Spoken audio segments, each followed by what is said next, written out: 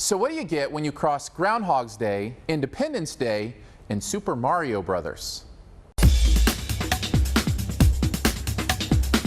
The Edge of Tomorrow stars Tom Cruise and Emily Blunt in an action-filled science fiction war flick where Cruise's character finds himself waking up to the same day over and over and over again, and how he uses this strange phenomenon to fight an aggressively attacking alien race. The movie is high concept and high octane, two things I'm usually a big fan of. But did they work for me here?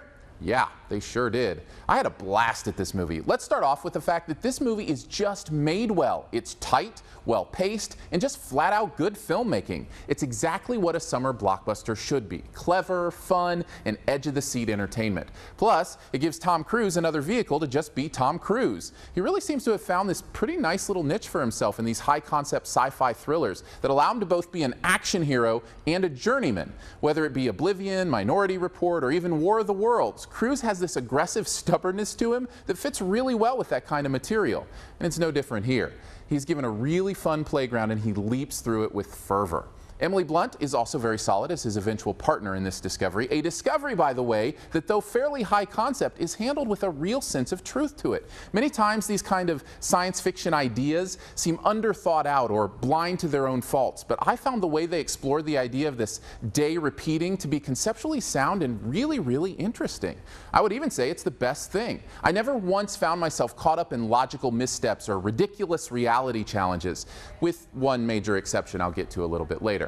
Now, I know so many will reference Groundhog's Day when talking about this film, and for good reason, but honestly, for me the concept was much more video game than any movie. You could just feel things like checkpoints, restarts, and real-life cutscenes informing how they shot and edited this. I'm not sure if you've ever played the time-shifting game Braid, but I couldn't shake the feeling that I was watching a demo reel for the next Call of Duty Braid Protocol, maybe, I don't know. But that video game feel is all over this thing. And that's actually my main issue with an otherwise really solid flick. It feels like we've been here before. Though the moments and concepts were interesting, I rarely felt like I hadn't seen it explored somewhere else first. Almost as if I had lived through this movie before. I know, ironic, right? Truthfully though, the distraction of those moments was fleeting and the strength of the plot and performances quickly moved me back into this world. I also should mention that I did find the end to be a conceptual stretch and a bit confusing, but it's the one exception to an otherwise sound movie experience. At the end of the day, The Edge of Tomorrow is a great movie experience. Even if the concept might give you a sense of deja vu, the clever action and solid performances make for a movie I don't mind repeating. I give it an A-.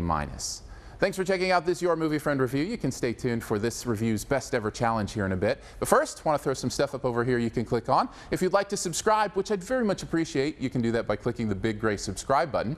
Want to see more? Well, you can click over here for my take on The Fault in Our Stars or the Jon Favreau project, Chef.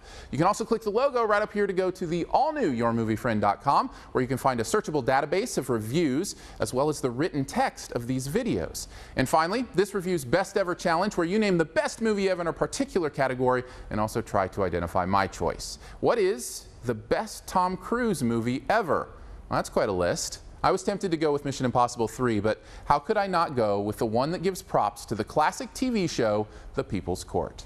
Drop your own answer and a guess at mine in the comments, and the first person to guess mine does get a point. Thanks, and please subscribe.